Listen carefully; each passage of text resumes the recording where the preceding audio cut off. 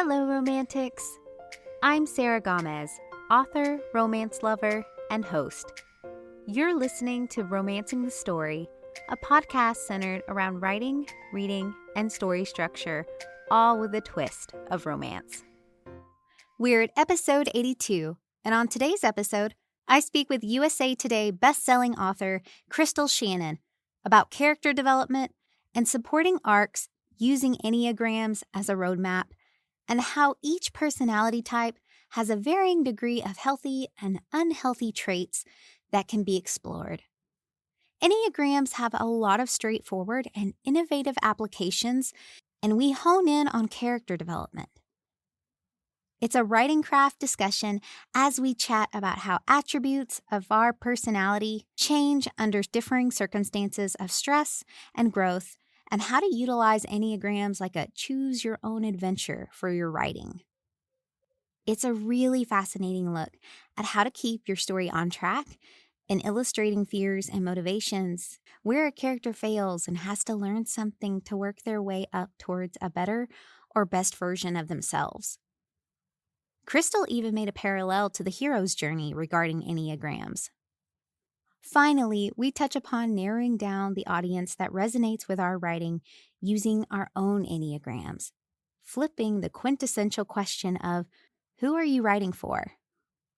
Links to connect to Krystal, as well as other media mentions, will be listed in the episode description. I do use some Amazon affiliate links for books, so if you buy through the link, it helps the podcast and is always appreciated. In case you missed it, I am now your go-to gal for the Emily at Imogen shop. Emily was kind enough to include us as part of her launch and has put some incredible products together for anyone who loves some bookish swag. Emily at Imogen is a bookish shop featuring author collabs and seasonal goodies to fill your bookshelves. Honestly, there's nothing I enjoy more than sharing my favorite bookish things, especially at writers' retreats, things like funny stickers, spicy bookmarks, seasonal candles, and much more. And the best part? Romantics get a 10% off discount if you use the code ROMANCING10. The shop is called Emily and Imogen, and the discount code is ROMANCING10. All one word.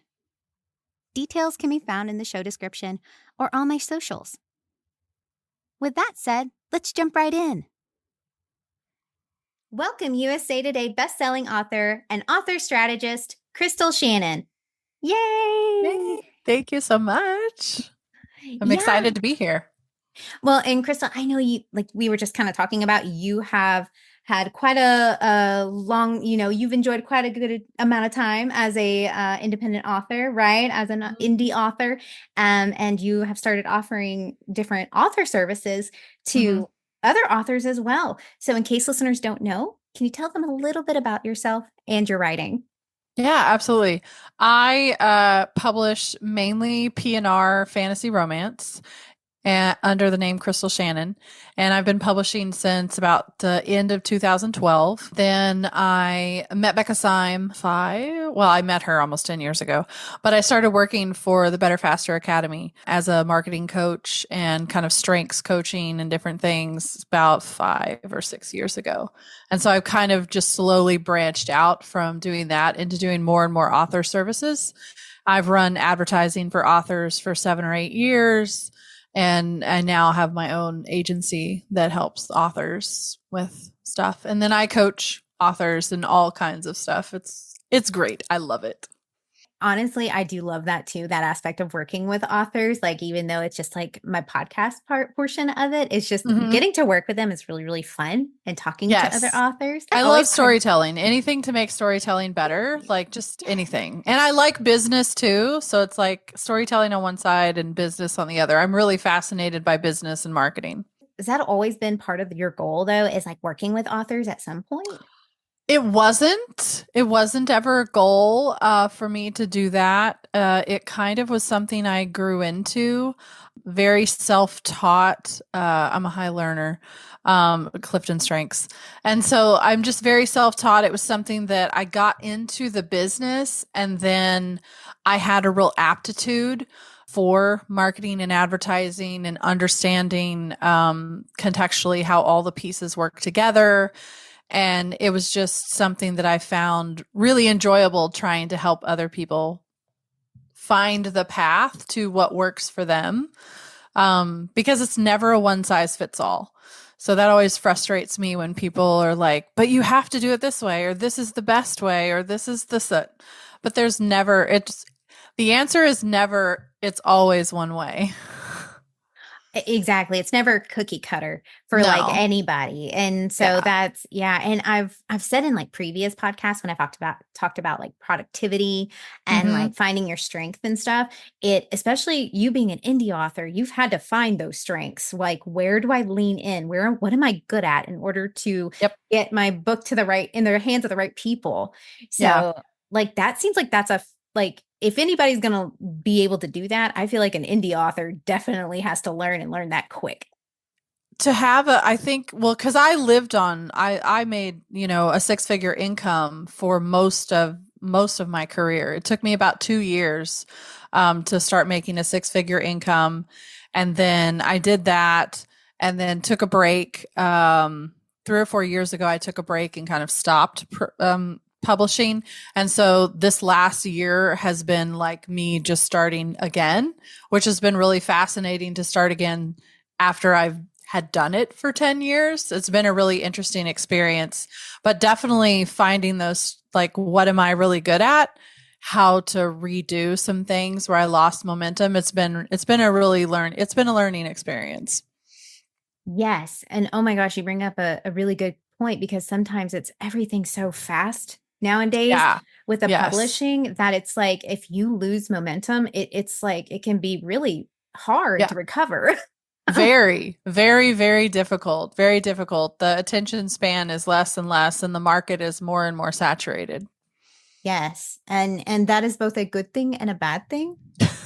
I have I mean, it's told good for the readers, I guess, because there's lots of choices. It's really tough for anyone trying to break out because there's so much noise to be heard through.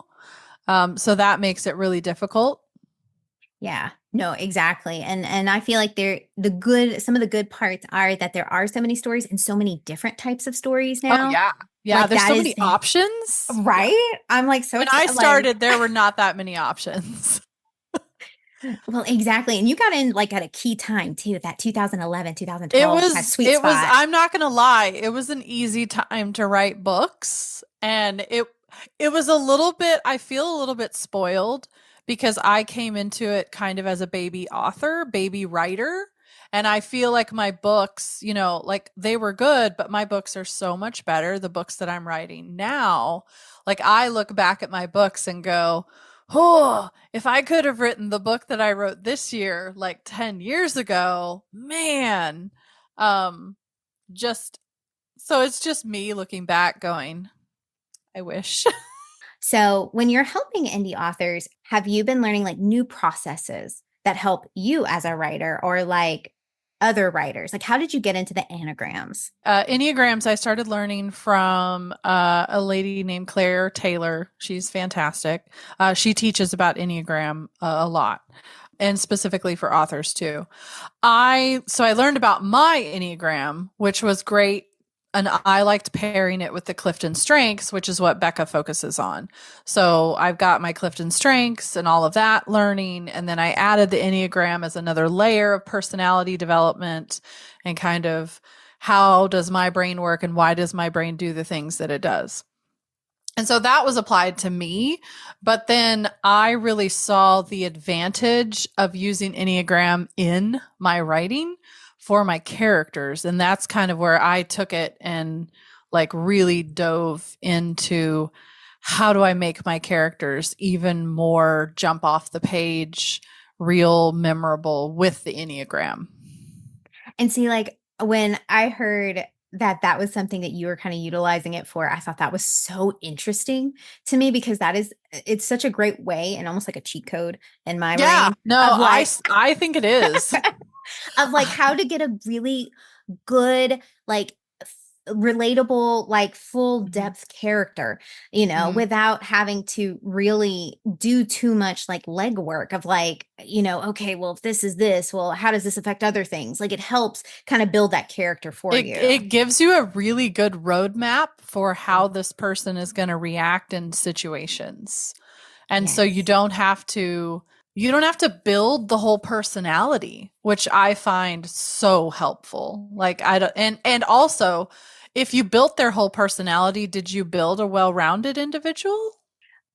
Ooh, that's a great question. Because yeah, Yeah. because if there are aspects you haven't thought about that later on, because we've all read those books or we've Yeah. written those things Yeah. where we're Be just like, like, there's nothing wrong with this person. I know, like they are so amazing. And like there's of course not, they're not gonna have like any kind of baggage or anything. I don't know what you mean.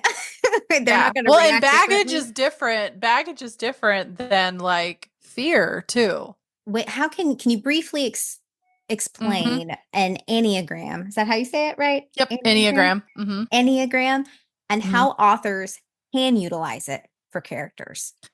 So really, really I know, like the most broad. briefest. An Enneagram it's a personality typing system with 9 core personality types. It focuses on motivations, fears, and behaviors that go along with those. So each type, each of the 9 types have a stress direction and a growth direction. And they illustrate how your personality, your motivation, your fear, and your behavior changes when you're under stress or when you're in a growth period. So I find it just so powerful for character development and building in just really complex, authentic characters. The motivations are so, for me, when I use the Enneagram that way, they're so clearly defined. No matter what situation I put a character in, I automatically kind of know how they're going to react. Like I don't have to decide that the character is going to do X or Y. I know the character is going to do W. So they get to stay really aligned with a personality. I've seen like a lot of people use the Enneagrams for Mm-hmm. like different types of things. Like I'm seeing it more like I've seen like people say it for like, okay, here's good for marketing, for habits, and Mm. for schedules and things like that for your personality types. But I love that it's also a good tool to use for like character development and Mm-hmm. character arcs. Why do you think it's such a great tool in that regard? I mean, it's psychology of behavior. It's behavior patterns. It's just a map of behavior patterns. Mhm. So it's really for me because I can see all the when I look at a type and then I read about the behavior patterns that go with that, the motivations and then the fears that go with that. I can automatically lay that into a story and go and decide how to deepen the motivation, how to create consistent character through the story so that my person doesn't just magically not afraid of that anymore. Well, that's not actually true because whatever your core motivation or fear in an Enneagram is, it doesn't ever go away. You don't ever get over it.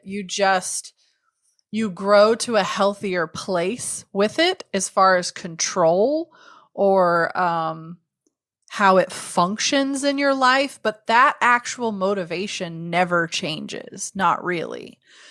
It's really interesting to me at a psychological level, like where the character growth goes. It's helpful for conflict because if you know what this character is this type and this character is this type, then you know they're going to argue about these certain things. They're going to be problematic. And in certain situations, they're both going to see value in different things where their personality is aligned. So the relationship is very dynamic too, as far as communication between the main characters. It's just so complex. It just for me, it just creates such a complex way of making an authentic person. Well, and that's a great way when you create good character and character dynamics in that way. It also kind of feeds into like you were talking about conflict, relationships, anything like that. I remember one time I was working with one of my other guests who did a tarot reading on one of my characters. Oh, cool. And it was fun. It was actually really fun. And she says, you know what? Your character's too good.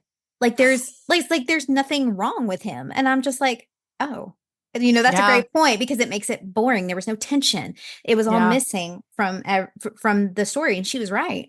It was. Yeah. So like it creates that great like jumping off point to realize like where we can go from here and how we can make it better. So. Oh yeah. Oh, definitely. I mean, and just as an example, like I'm what's called a type 8. And so my motivation and fear is kind of centered around control. And so any situation I'm put into, I'm always thinking about, can I control this? Can I control the situation? Can I control the people in the situation? How much control do I have over this situation? Do I even want to go into this situation because I can't control it? Is it worth it? So like but that's like that inner monologue of like, if you know that the character is this, then they're thinking from that perspective always, even if it's underneath it.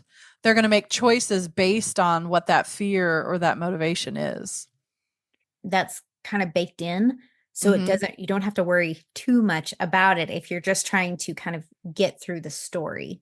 Yeah. I think that's sometimes the challenge is just kind of like, how do I get all these words in my brain out onto the page?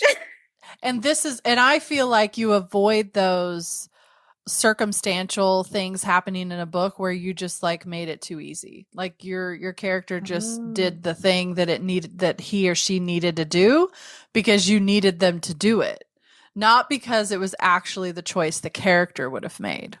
No, and that's a great call out too, because that's we see it all the time in movies and TV shows where it's just like, that was totally put in there for convenience. What a convenient way to get out of that sticky situation when you could have really made it something really interesting. So. Yeah, because they avoided the conflict that would have occurred because they may not have made that choice, and then the story would have had to have gone differently. And as writers, we're trying to create, I think, nuanced and believable characters, especially with so many stories out there that we were talking about. So how can different Enneagrams like help us create and influence a character's behavior, motivations, decisions? You were kind of mentioning that. Like if we're like a type, like you said, you're a type 8. The reformer is the one. It's more of a perfectionist character. They're they see imperfections in themselves and around them. They have usually they have really, really rigid principles, and they're sometimes inflexible. So the health growth is like working toward flexibility and a balance between the right and the wrong. They're very black and white, typically, a reformer is. Now, you could have a 2-wing where you wing into the 2. That would be a great thing to do as well, to kind of figure that out. If you have an Enneagram of your character and figure out, okay, it's kind of a mix maybe of 2 of them. So you're always a base. Whatever it is, you're always a base, and that your base number doesn't change.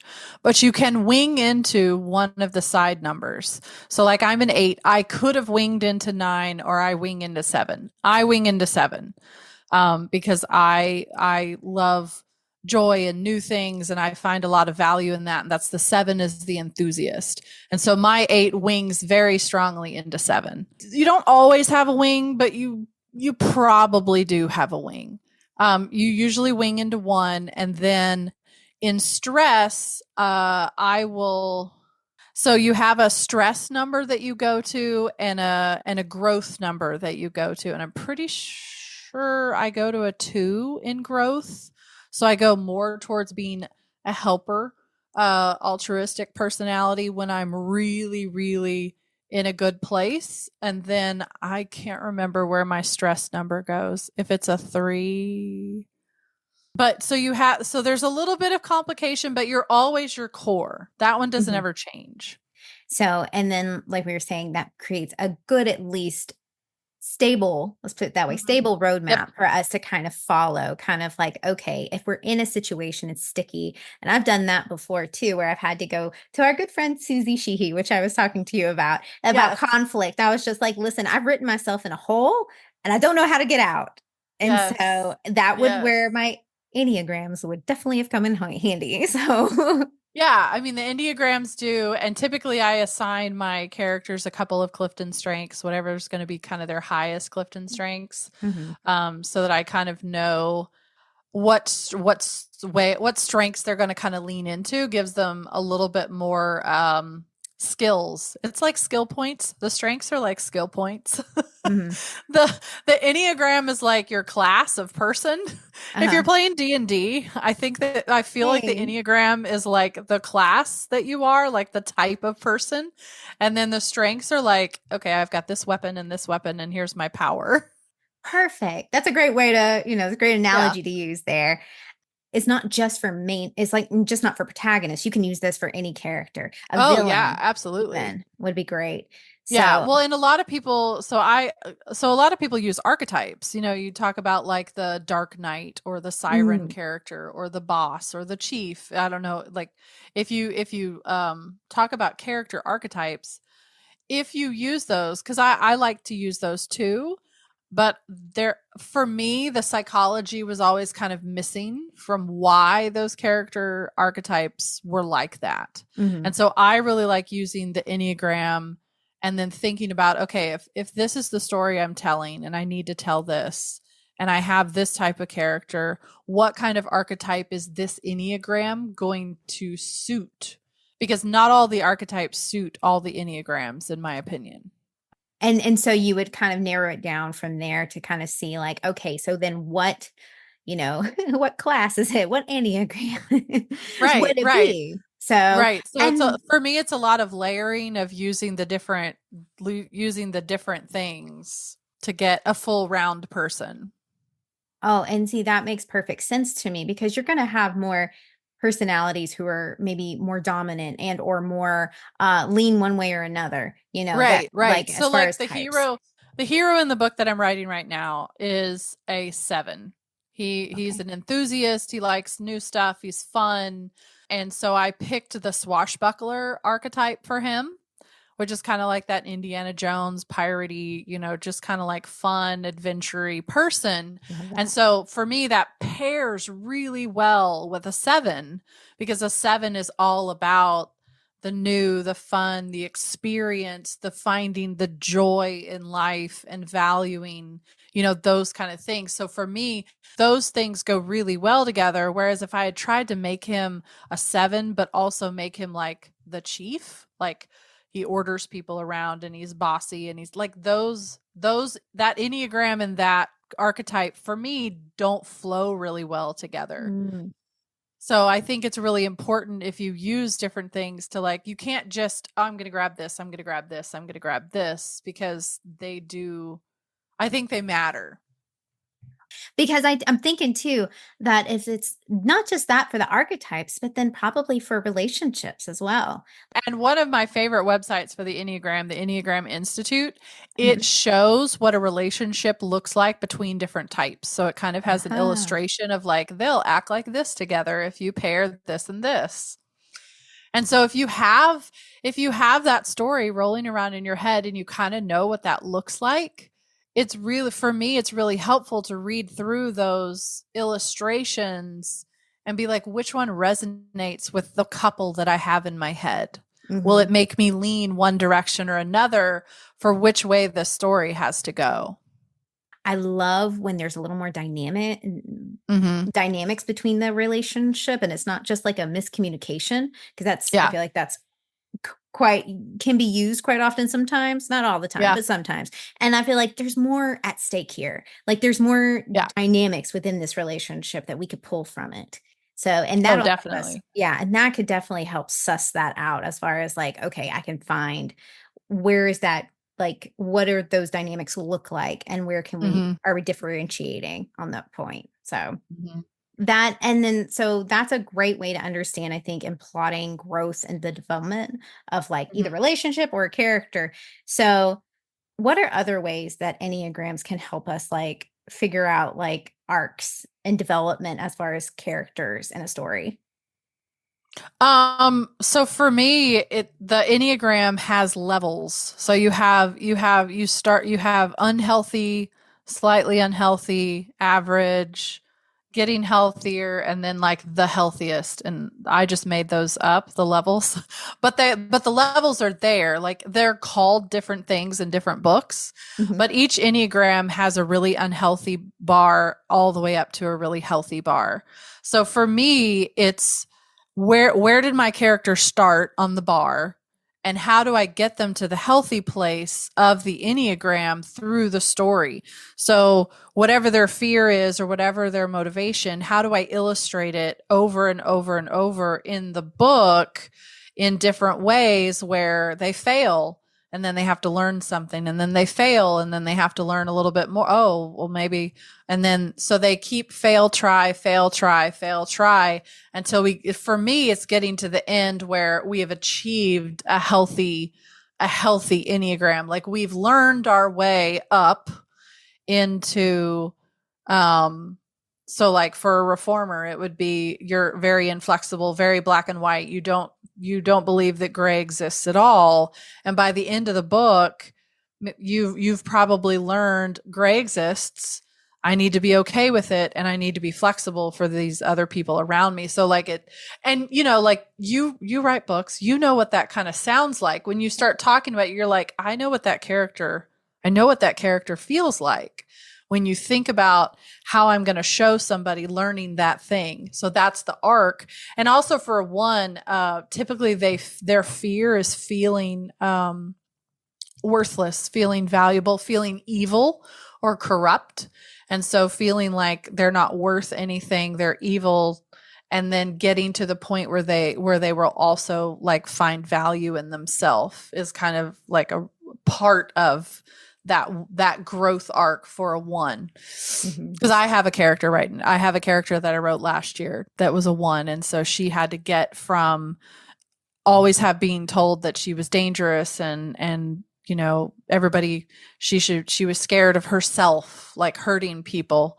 And so she had to her journey is toward, I'm not bad. I'm not broken. I am good. I can control this. I can be good with what I have. And so that's her really long arc that she's got to work through. Well, I love that. And so you said how long have you been using Enneagrams to help you write? Probably about a year and a half, I Okay. think, is when I really kind of dug in. I really started with which book? I think it was the book that just came out from Harlequin. So it was about a year. Yeah, probably about a year and a half ago is when I really started applying it to every book that I write. Nice. Did it take a little bit too to kind of get used to the idea, or you just kind of fell in and that was like, okay, this works for me? So there was probably a learning curve that I didn't feel, because before that I was learning what the Enneagram did with myself. And so I had a growth curve of like how that looked in me and how the Enneagram functioned and how all of those pieces flow. So I had time with the Enneagram before I applied the Enneagram to my stories. So I don't know that it's fair to say that I just found out about it and then like applied it, because I really studied and listened to a lot of stuff and read a lot of books before I was like, I can do this in my books. Like, why am I not doing this with my characters? So there was quite a bit of study before it got applied.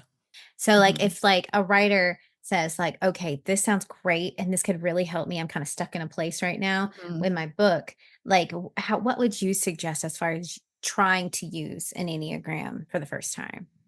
I mean, I would probably read everything on the Enneagram Institute website first. Mhm. There's quite a bit of material there. There's some really good books about the Enneagram that are out. I can't think of the names right off the bat, but like I said, the Enneagram Institute is the best resource online that I have found, period. Okay. And I would consume the whole website. Now, not everybody's going to want to do that, and that's okay. But the thing is that if you have a character in your head and you're like, I think that the character would act this way. I think he or she's gonna have this kind of background. And the story is gonna kind of follow this. If you don't go in and read all 9, like you just go in and pick one and be like, no, I'm just gonna make my person a 3, but you don't understand the differences between them and then the relationships between them also. I think that you're still going to find that it'll be difficult to write that arc, the correct arc for it, if you don't take a little bit of time to really understand the personality types that are there and how they react to things. No, that's very true. Because I could see where I would accidentally read one, but then I maybe accidentally pull the motivation from another one. Like not realizing, Right. like you said, the core isn't the same necessarily because I kind of miss. Right. So like mismatch. even when I'm writing, when I'm writing a chapter, I have like my little character thing that like sits down below it, Mhm. and it says like in the chapter, okay, she's dealing with this. We've already kind of worked on, this part, but she still needs to experience that fear again. Here she's being motivated by this. So I have these little reminders for me as I'm writing that sit down below my cursor. So as I write, they just kind of move down with me. And so I'm always reminding myself, okay, how is she going to respond? How is he going to respond in this situation? Not how do I want them to respond, but how is she actually going to respond if this is what she's worried about? This is what she obsesses about in the deepest, darkest corners of her soul. This is what motivates her.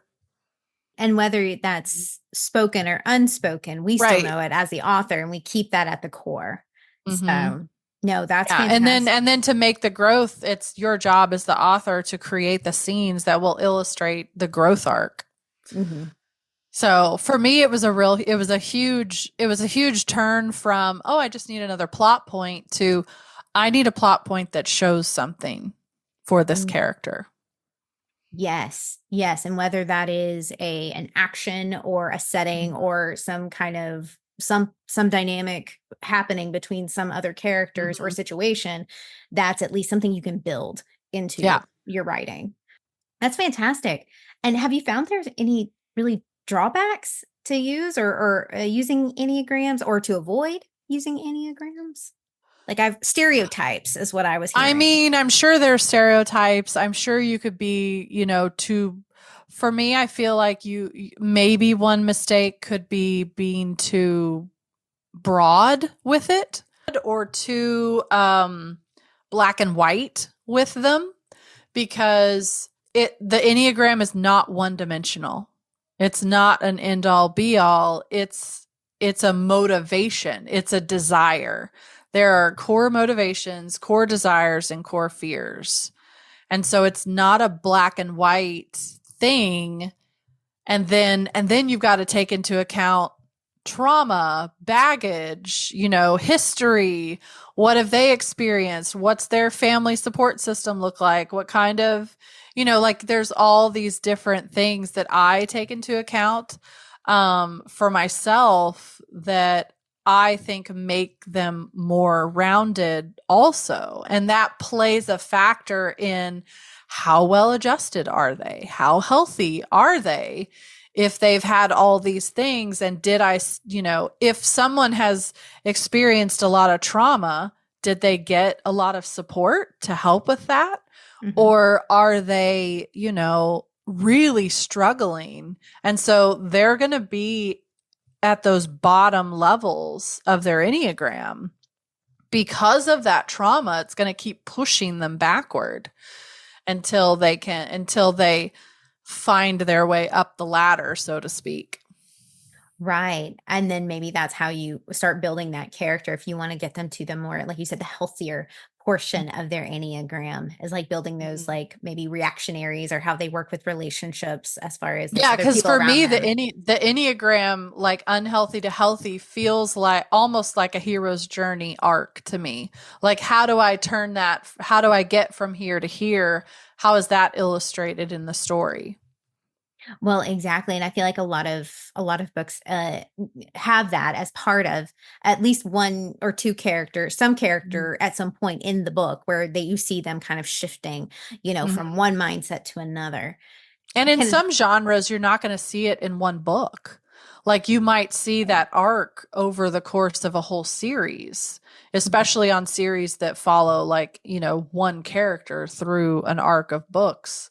Like that, like this, but in like, if you have like standalone romances, like you're going to do this a lot faster probably because you're only going to see that character in the one book. But in series, I mean, this could stretch out indefinitely. Like Mhm. it's a person. You've created a person. Right. And some of those things are trickled in. So Mhm. sometimes they're, like you said, they're faster, sometimes they're slower. Do you Mhm. find too, do you build in or have you built in before or think about like setbacks of like you get Oh, a little far and then come yeah. back a little? Okay. Yeah, definitely. Uh, Yeah, my favorite, I laugh with my editor because my favorite question is, when we get somewhere, I'm like, so how do we make this worse? Because I don't think it's bad enough yet. And so I like I that. my characters probably hate me, but my favorite question is how do I make this worse? I And can do better. secretly I feel like the readers love it. Like Of course. you Of have to course get you're out of gonna. like how do you get out of the hole? Listen, I've never like I love a book that can make me both like scream and cry Yes, and both me be as a reader, joyous. I love it. Yes. I love Yes. that. Yes. Yes. I love it. I love being so invested that I'm just like, ugh, I'm so Yeah, like frustrated and I'm like angry, but I'm like loving every minute of it. And I just want to keep going because that's what we right, want, right. as readers or authors for our readers to react. Yep. So can a Mhm. character evolve from one Enneagram type to another? Or how can an Enneagram type influence the transformation? So there's going to be tendencies for particular types to do certain things. If you have a wing, like say, because I'm an 8 and I winged a 7, so I would be distracted by shiny, fun looking stuff. Like that would look fun to me. Like, oh, let's try this. This is new, and I like that. Even though that's not my core type, I would think that I would be more likely to be talked into doing the fun new thing because that's a wing of my type. So somebody who doesn't wing into like, oh yeah, let's go, rock climbing over this big cliff, or jump over the thing, or let's sword fight and whatever. But like not every personality is going to be like, oh sorry, no, no thank you. But some personalities are going to be more like, yeah, let's go do the thing, let's go dive in the river Mhm. type personality, or the fun, I'll try the new thing, I'll so that's where the wings can come in really helpfully, of like if you're trotting along with, a 1, and then with a wing 2, then winging into that 2, you're way more likely for your character to be a bit more altruistic and want to volunteer or work in, like if we're just going to take it all the way with the stereotype, yes, they would volunteer in the soup kitchen. They're going to go, work with the veterans. That's what that helper is going to wing into. Or let me help at my local, charity. I'm going to help take care of the neighborhood kids when, so like you have a little bit of that, even if you're dealing with 1 fears because your core is a 1.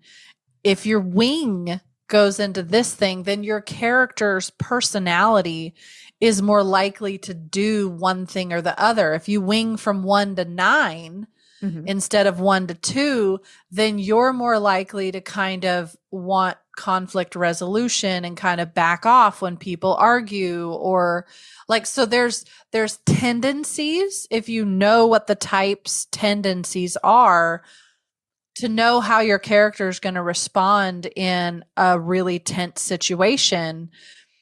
A 2 is going to be helpful. A 9 is going to be like, hey, let's like, how do we make peace? How do we figure this out? You know, and a 1 itself is going to be like, this is right and that is wrong. So it gives you a lot of, for me, they feel like road signs. It gives you a lot of road signs in my head for, I'm in this situation. Here's what's happening. Here's the stressors. What's my character going to do? I don't have to create what my character's going to do. I actually know what my character's going to do. Yeah, I love it. It's like a multiple choice. It's like you have choose your own adventure. Yeah.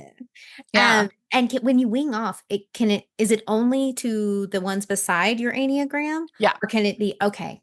Yeah. Okay. So you only wing to the ones right next. And then you have so the Enneagrams are in a circle, and 9, 1, 9, and so it's 1, 2, 3, 4, and I'm doing it backwards. It's 1, 2, 3, 4, 5, 6, 7, 8, 9.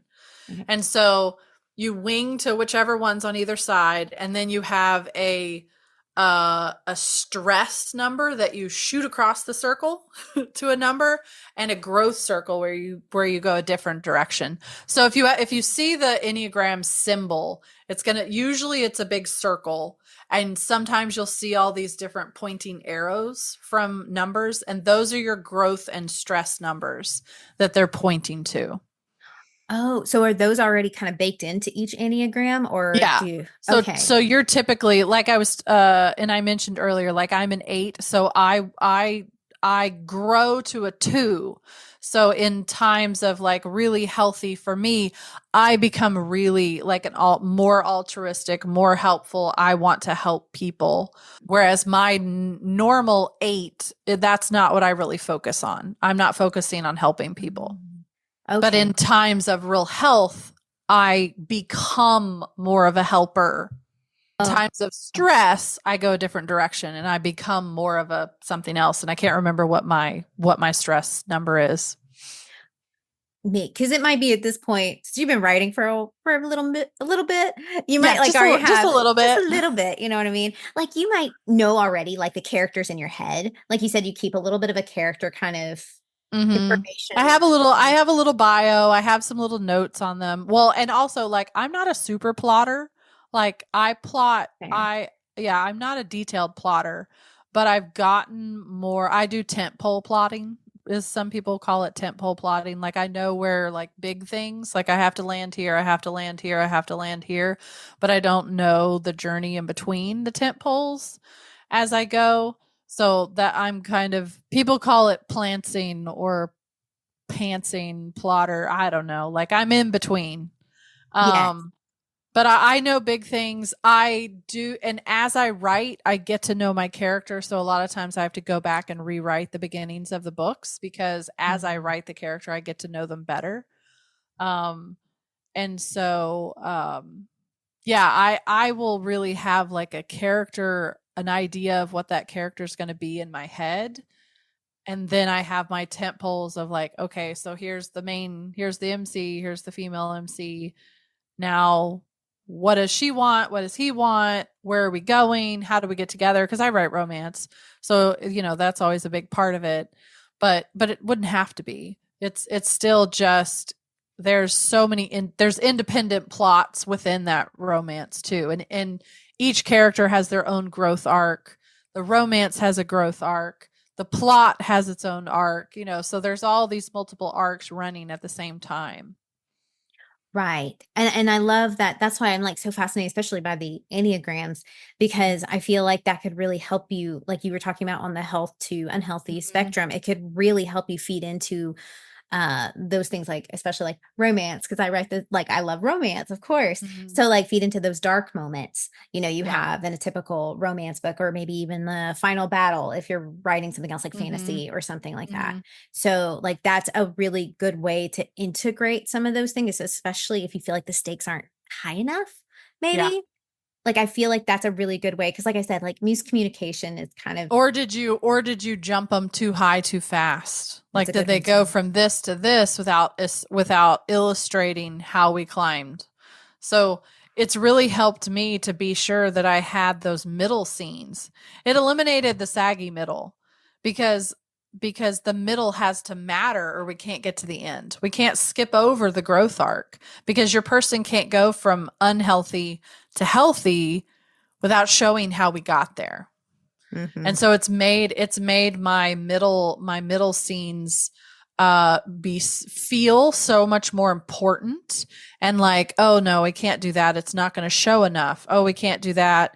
I have to illustrate that she's going to make this choice, and then that's going to blow back on her, and then she'll realize, crap, I did it again, like I'm not trusting people.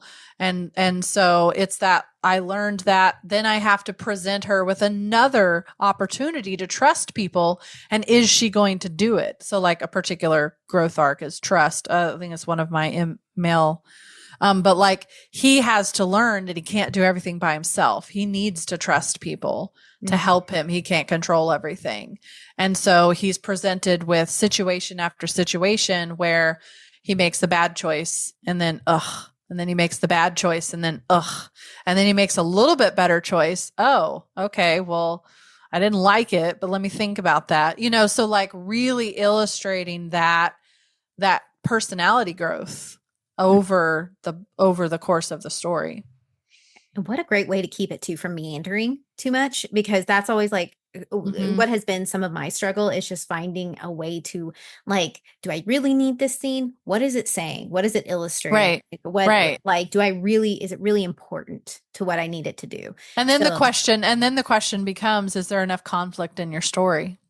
Ooh, Is there yes. enough growth? Did you start at a low enough place that you have enough room to grow too?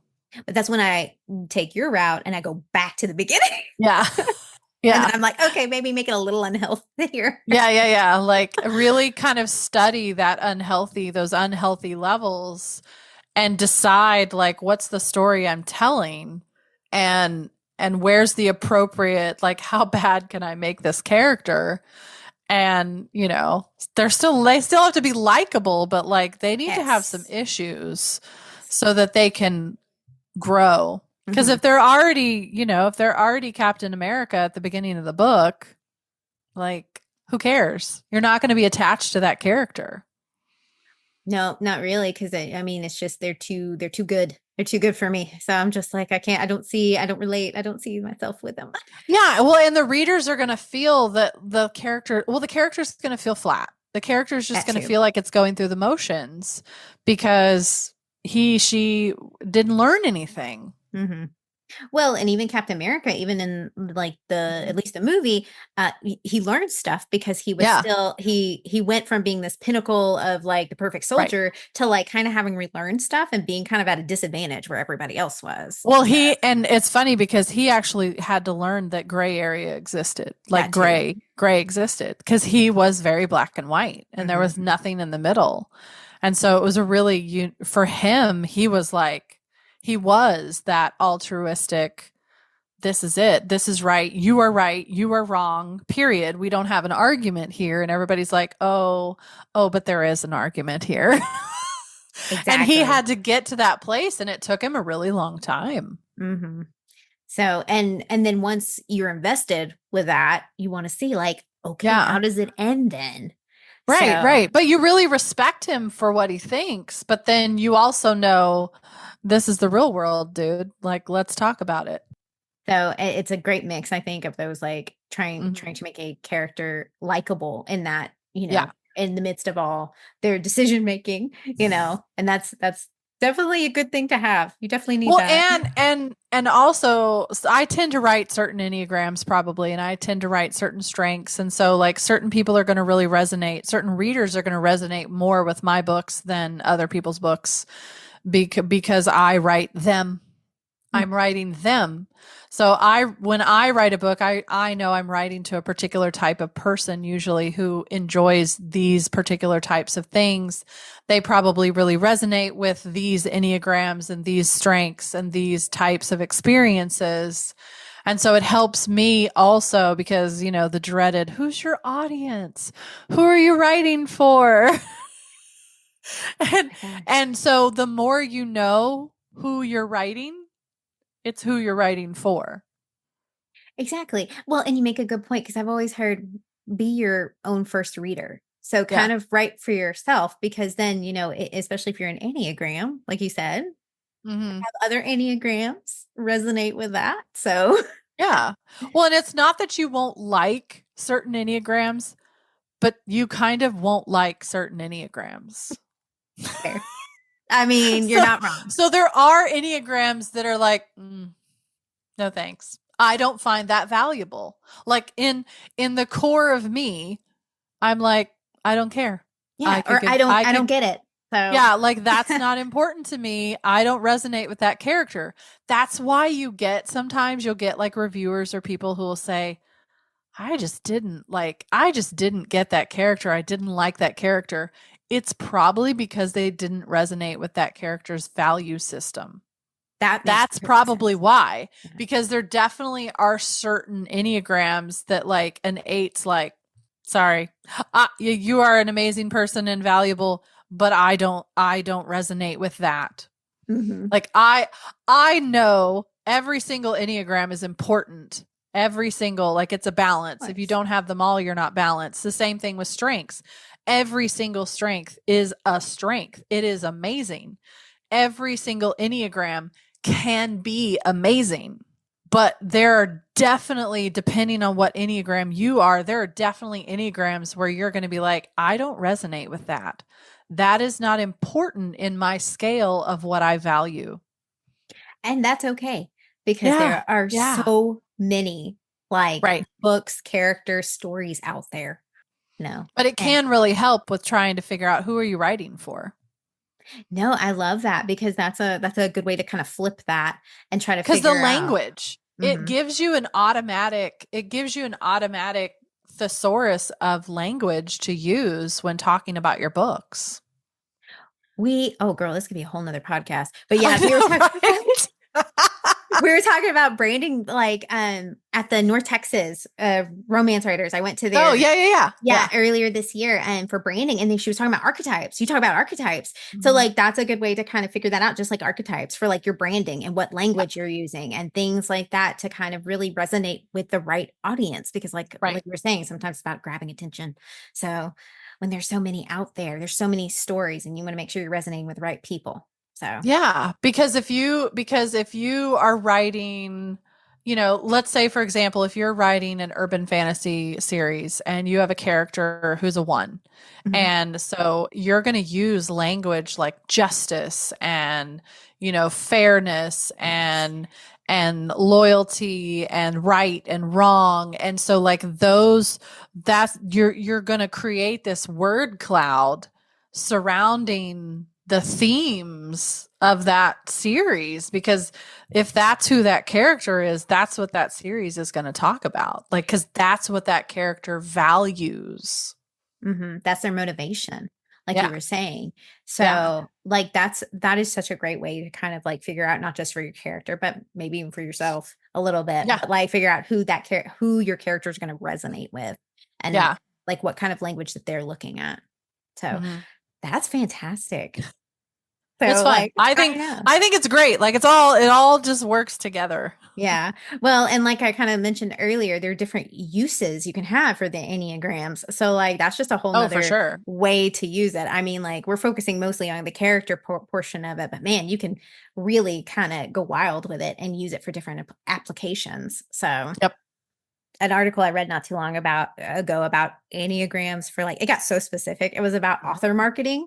So like how to use your Enneagram for author marketing to set up schedules and like figure out what kind of content works for you and stuff like that. I was just like, I know I got to deep dive into it. I already bookmarked it. I'm just waiting to read it. So, but we have talked so much about this amazing Enneagrams and how writers can use it for their writing and their characters. So, where can listeners find your books and how can they connect with you? Oh, so definitely just hit me up at krystalshannan.com. And my books are everywhere. They're wide, so they're on all the retailers. Mostly PNR fantasy. I do have one contemporary series. And then if you're looking to connect with me about coaching or brainstorming or talking about Enneagram or strengths, I have an author services tab on the Krystal Shannan website that'll connect you to me there also. And I'm on Instagram and TikTok and Facebook and yeah, so everywhere. Nice, nice. So they can find you wherever. Yep. They might look up Krystal Shannan. Yep. So. Exactly. They'll find me. Thanks so much to Krystal for joining the show. If you like this kind of content, don't forget to subscribe wherever you listen to podcasts. That way, you're the first to hear new episodes when they drop. And if you get a chance, feel free to leave a review. It helps support the show and allows more opportunity to bring in all kinds of fantastic guests. There's also a link to the YouTube channel in the description if you'd like to see the interviews with some of the guests and see them show off their lovely books. As always, stay safe, be well, and keep writing. Bye!